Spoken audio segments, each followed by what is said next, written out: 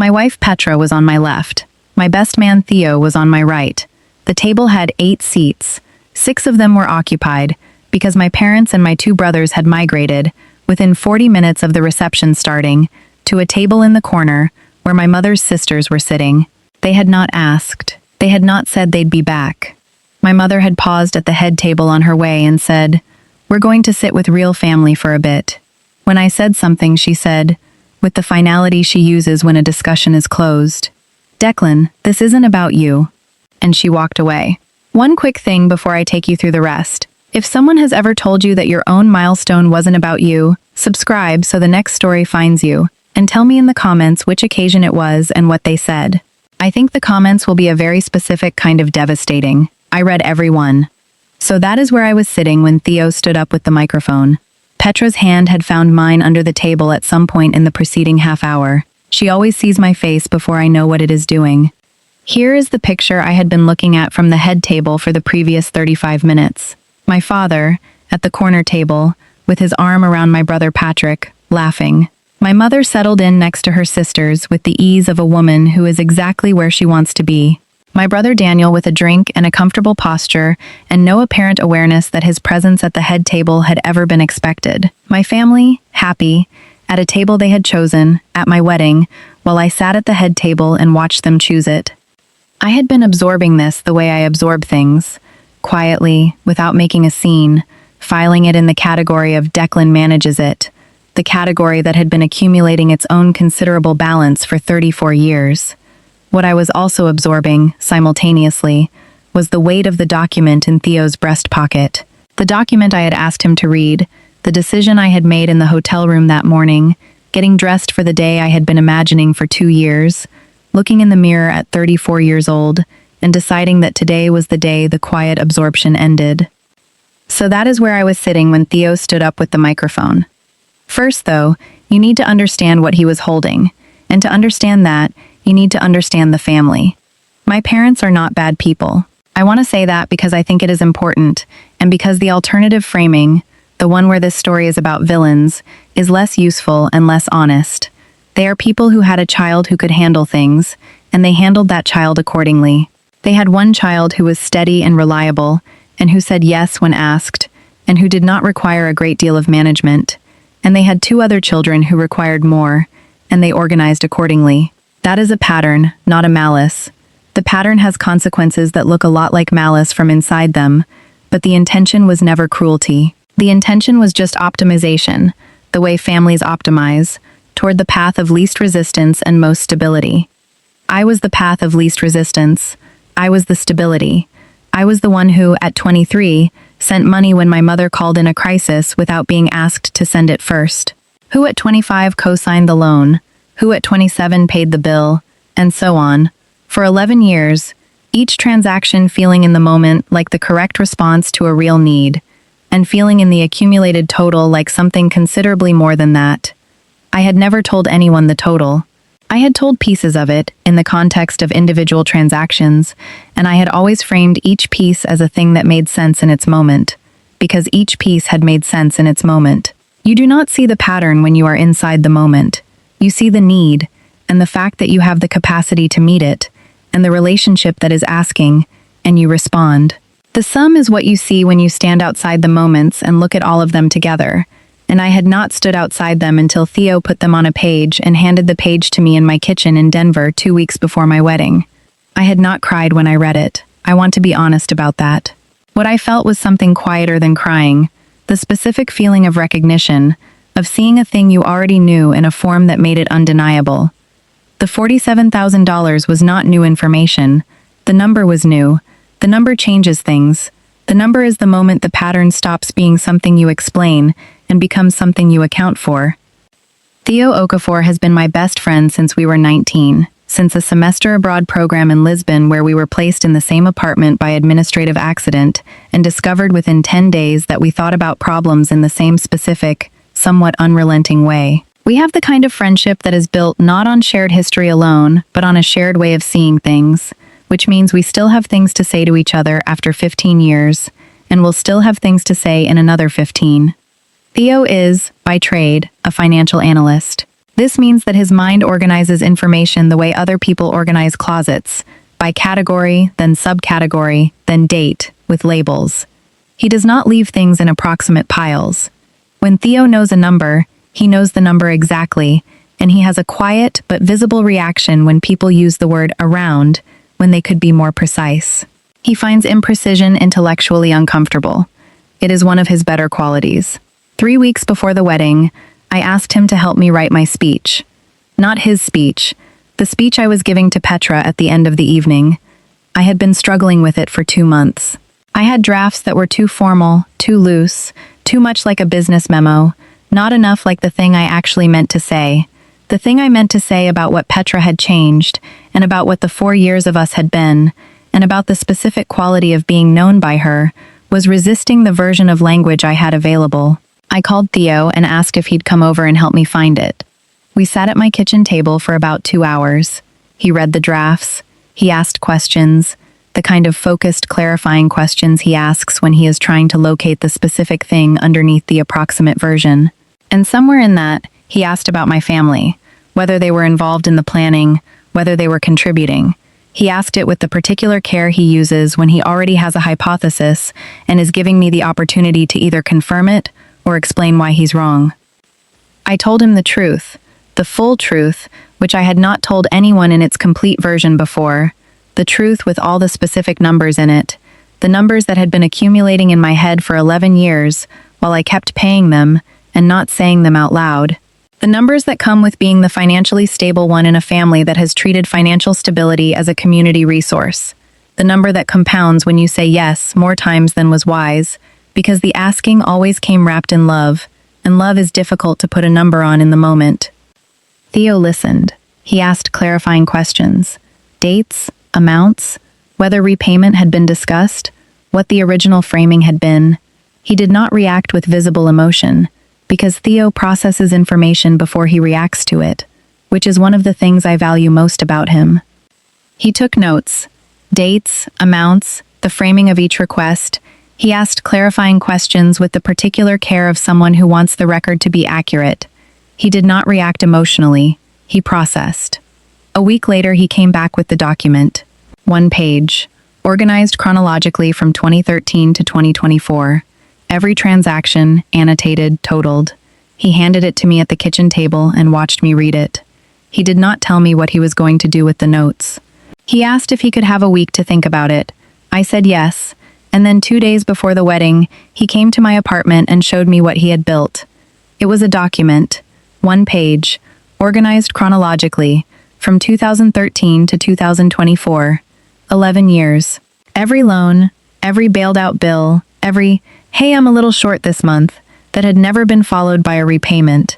Every time I had paid something for my father or my mother or my brother Daniel or my brother Patrick because it needed to be paid, and they had the specific kind of confidence in me that people develop when someone has never said no.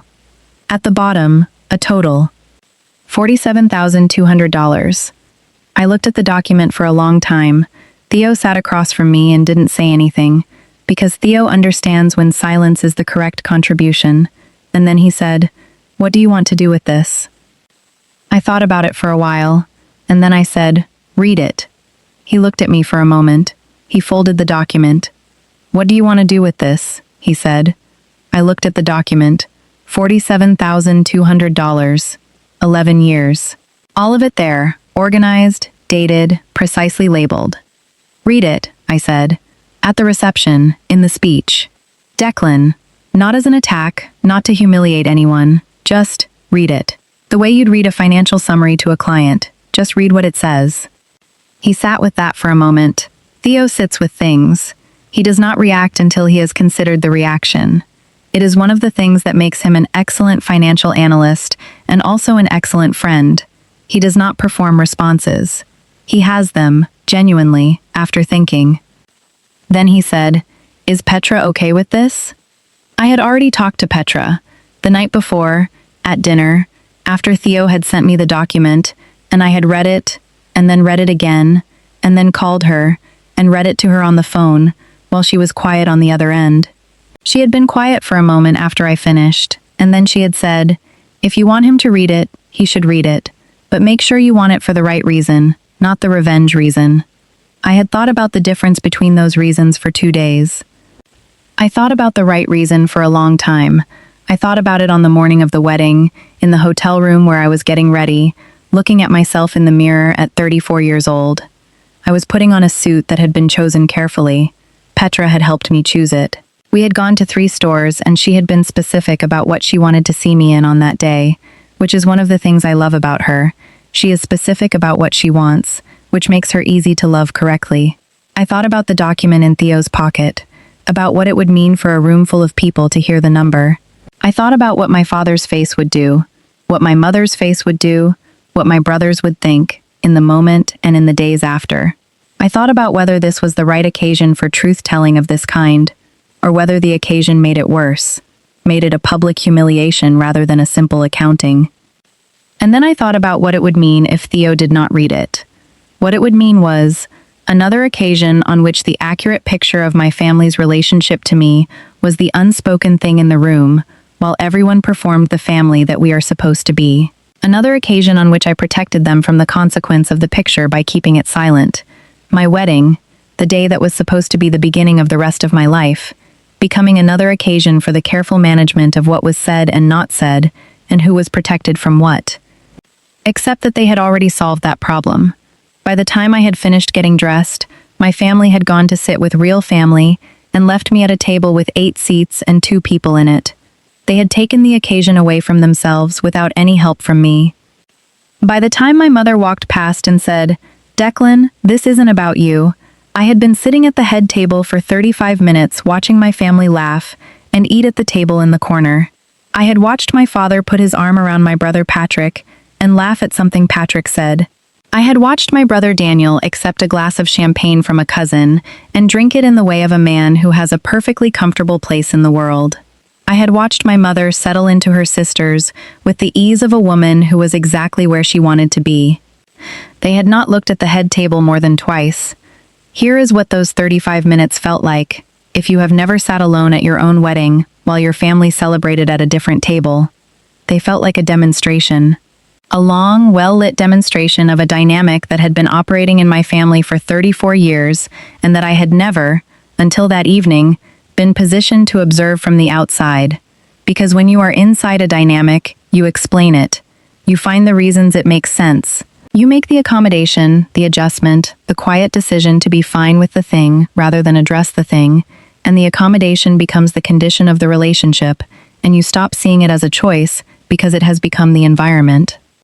From the outside, from the head table of your own wedding, with 112 people in the room, and a band tuning up, and your family eating and laughing in the corner with their sisters and cousins, it looked very different. From the outside, the dynamic was, Declan is fine.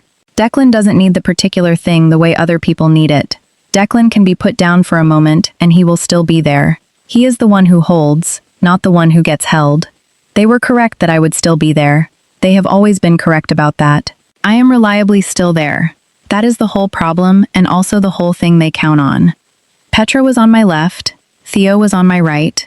The food was good. The room was genuinely beautiful. We had spent a year on the details, Petra and I, and the details had come together. The night was not ruined, but it was different from what I had imagined, and the difference had a specific quality that I have only words for in retrospect. The quality of a thing you have been telling yourself for a long time, that it will eventually change, finally showing you, clearly and in good light, that it had never intended to change, that this was the way of things, that this had always been the way of things, and that expecting otherwise had been a fiction I had been maintaining for my own comfort. Petra held my hand under the table. She had seen my face. She always sees my face before I know what it is doing. It is one of the things about being known by her, that I have been visible to her from the beginning, in ways I was not visible to myself. She found my hand and held it, quietly, without comment, which was exactly the right thing. I was 34 years old and it was my wedding, and I was sitting alone at the head table, and they were fine. And then Theo stood up with the microphone. He started the way you start a best man speech, and he was good at it, better than I had expected actually, because Theo is precise and analytical, and not always the warmest speaker in a group, but he had clearly prepared this with the same focus he brings to everything, and it landed. He told the Lisbon apartment story. He has told it before at dinners and gatherings, and it always works, because the way he tells it is so dry and so specific about the exact administrative failure that produced our living situation, that it sounds like a case study with a punchline. The room laughed. He paused and let them. He described what I am like as a person, with the authority of 15 years of observation. He was accurate. The things he said were the real things, not the generic best man speech things, and the people who knew me nodded, and the people who didn't were getting an honest picture. He said something about how I operate, about the way I handle problems by absorbing them rather than delegating them, by making myself the point of impact rather than moving the impact elsewhere. And I felt Petra's hand tighten slightly under the table, because she knew exactly what he was building toward. He spoke about Petra, briefly and well. He said things about her that made her laugh, and then made her eyes do the thing they do when something has landed somewhere it was meant to land. The room was warm. 112 people, champagne warm, fully present, ready to receive a good speech. He had all of them. Then he reached into his breast pocket. He unfolded the document. He smoothed it on the table in front of him. He looked up at the room, and then he looked at me, and I gave him a very small nod. He said, "I want to read something. It's a financial summary. I put it together over the past few weeks, and Declan has asked me to share it this evening. What follows is an accounting of financial assistance that Declan Ward has provided to members of his family of origin over the past 11 years. Quite." He read it the way he said he would, calmly, chronologically, the way you present data to a board, factually, in sequence, with no editorial weight on any individual item. February 2013, emergency loan to parents for property tax arrearage. $4,200. Not repaid. The room went from wedding warm to very quiet, not uncomfortable silence, the silence of a room that has understood that something real is happening and is choosing to receive it. November 2014, Brother Daniel, car loan. Co-signed, subsequently paid in full by Declan when payments were discontinued. $8,700. March 2015, parents, medical bill. $2,100. Not repaid. He kept going. I was watching the corner table, the only thing I was watching. My mother had gone very still, in the way that people go still when they understand they are the subject of what is happening and cannot determine the next move. My father had a face I had not seen before. The face of a man calculating whether there is anything to do about a situation and arriving, line by line, at the answer that there is not. My brother Patrick was looking at the table. Daniel was looking at nothing in particular, which is Daniel's way of trying to appear uninvested while being extremely invested. June 2017, Brother Patrick, rent assistance, $1,500, not repaid. September 2018, parents, car repair, $900, not repaid. October 2019, parents, furnace replacement, $3,800, not repaid. I had sent the furnace money the day she called. It was late October, cold, the furnace genuinely broken, and she had said it was an emergency, and I had believed her because it was an emergency, and sending the money was the thing that needed to happen, and I had it, so I sent it. That is the whole calculus, every time. I had it, they needed it, I sent it. 11 years of that calculus. December 2021, Brother Daniel, security deposit and first month's rent, $3,400, not repaid. March 2023, parents, tax preparation fees and penalty, $2,600, not repaid. And so on. He read every line. The room stayed still. At the end, he said, total financial assistance provided and not repaid as of the date of this wedding, $47,200. He folded the document. He smoothed it once and put it back in his breast pocket. He picked up his glass. He looked at the room, which was very quiet, and he said, I'm reading this because Declan asked me to. He asked me to because he has spent 11 years absorbing this particular cost quietly, without complaint, and today is the day he has decided that the quiet absorption ends. He is not asking for repayment tonight. He is not making a demand. He paused. The room was still. He is asking that the room know that this is the kind of person you are marrying, Petra.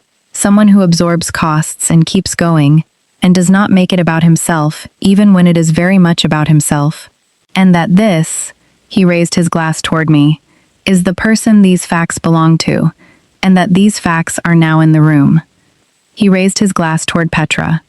To the two of you, to honesty, and to a marriage that starts here, tonight, with nothing left unspoken that needed to be spoken.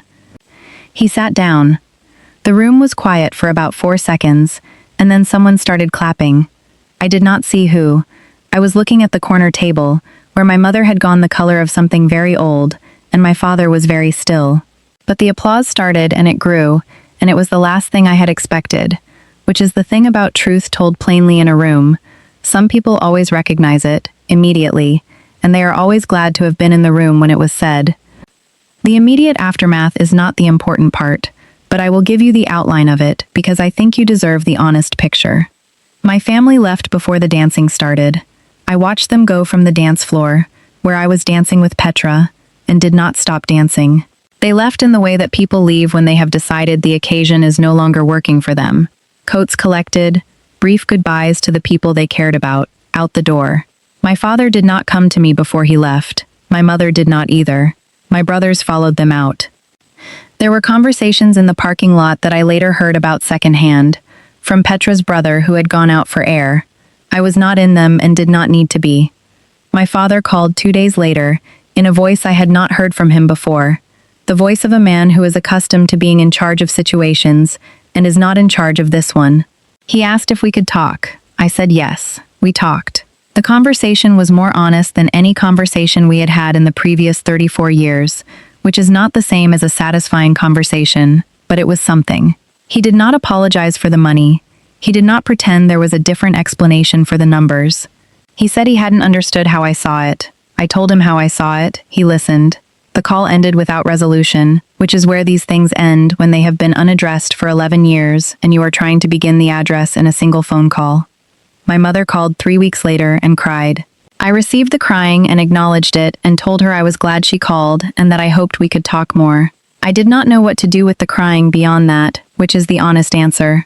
What matters is what did not happen. Nobody collapsed. Nothing was destroyed. The wedding continued. Petra danced with me in a way that said, without saying, that she had not been surprised by a single word Theo had read, and that she had never needed protecting from that information, and that her opinion of what she was marrying had not been altered by hearing it said aloud. My family left and the room remained, and the room turned out to be full of people who had nothing to do with the $47,000 and everything to do with the two of us.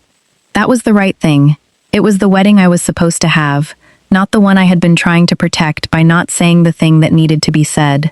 Here is what I want you to take from all of this, if any of it is yours. There is a tax that certain families levy on the person who is able to pay it. The tax has many names. It is called love, and family helps family, and you're doing so well, and you don't mind, do you?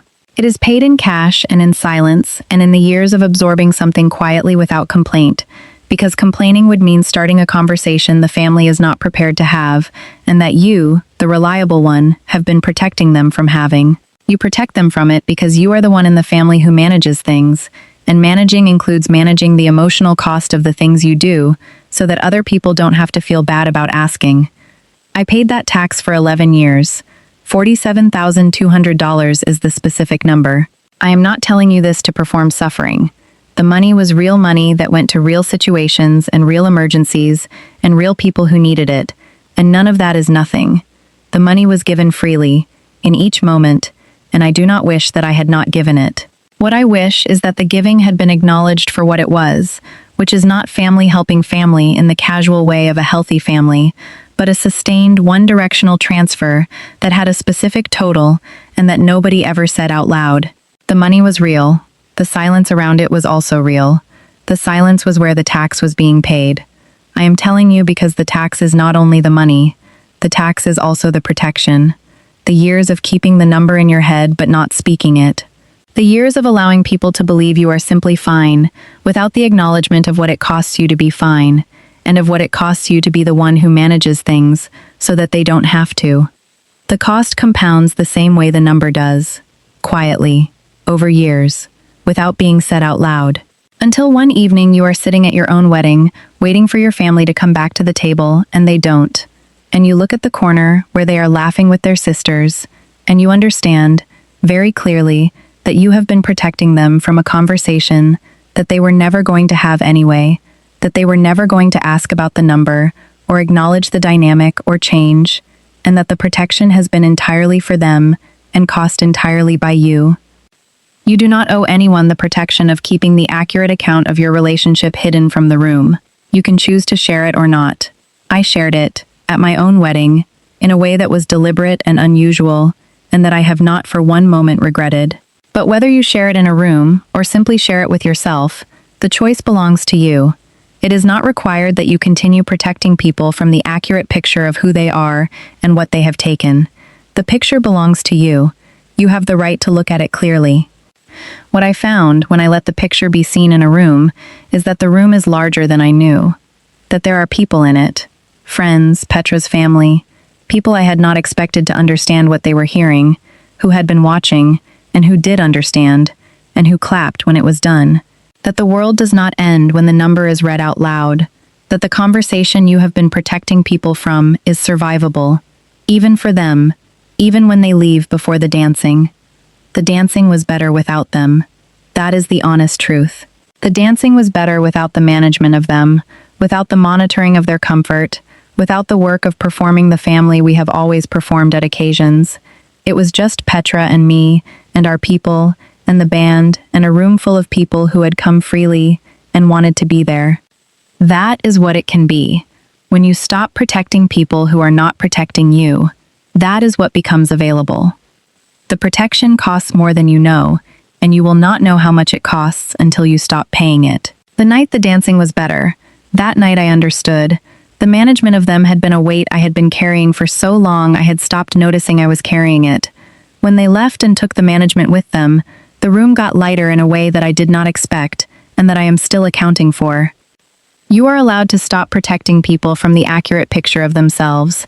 You are allowed to let the number be said in the room. You are allowed to decide that the quiet absorption has absorbed enough, and that today, whatever today is for you, is the day it ends. I decided on my wedding day. You can decide on any day. The day itself does not matter. It does not have to be a public occasion, does not have to be witnessed, does not have to produce applause. It just has to be the day you stop being the one who absorbs the cost in silence. What matters is that you decide. The deciding is the thing. Everything after the deciding is just what happens next, and what happens next is yours. And that the person on your left, with her hand in yours under the table, already knew. She already knew everything. She had known from the first time I told her about my family, 4 years ago, early in us, when I gave her the version of the story that I had been giving people for years. The version where I was good with it, where it wasn't a thing, where my family needed help and I was in a position to provide it. And that was just how it was. She had heard that version, and looked at me with the particular look she has when she has heard the thing I said, and also the thing underneath it, and she had said, gently, "You don't have to be good with it." I had not known what to do with that at the time. I had said something about it being fine. She had not pushed. But she had known from that moment, I think, the full shape of the situation, had understood it clearly, in a way I had not allowed myself to understand it clearly, because understanding it clearly would have required deciding what to do with the clarity, and for a long time I was not ready to decide. On my wedding day, sitting at the head table with her hand in mine, I was ready. She was just waiting for me to let the room know too. That is all she had ever been doing. Waiting, with her hand in mine, for me to be ready to say the true thing in the room it needed to be said in. That is what it means to be known, not just seen. Everyone can be seen, known, understood past the version you present, into the thing underneath it, and loved there anyway, and waited for, at no cost to the person waiting. It has been 8 months since the wedding. My parents and I are in contact, more honest contact than we had before, which is not the same as close contact, but is better than what the closeness was masking. My father acknowledged the loan list in our second conversation, not as an apology exactly, but as an acknowledgement, which for my father is something. My mother and I have had several long calls. We are, I think, building something different from what we had, which is what you build when the old structure has been made visible and you decide to try again. Theo went back to the numbers, 3 months after the wedding. He had a follow-up conversation with my brothers that I was not party to and did not ask about. Whatever happened in it, Daniel paid back $1,800 in April. I did not expect it, and I did not ask for it. I put it in savings. Petra and I are good. We are very good. We dance in the kitchen sometimes on Sunday mornings to a speaker with songs she has curated, which is not a thing I would have predicted about myself 2 years ago, and which tells you everything about what she has changed. What she has changed is not my circumstances. The circumstances are what they are. What she has changed is my ability to be in the circumstances without being defined by them. That is what the right person changes, when they are the right person. If this story found you tonight, subscribe so the next one reaches you. Every week I tell another story about someone who finally let the accurate picture be seen, and I would hate for the next one to miss you. And go to the comments and tell me what you have been keeping quiet to protect people who are not protecting you. The number, the dynamic, the accommodation you made in silence that has been compounding in silence ever since. Say it out loud down there. You don't have to keep it quiet anymore. Not here. I'll be reading every single one.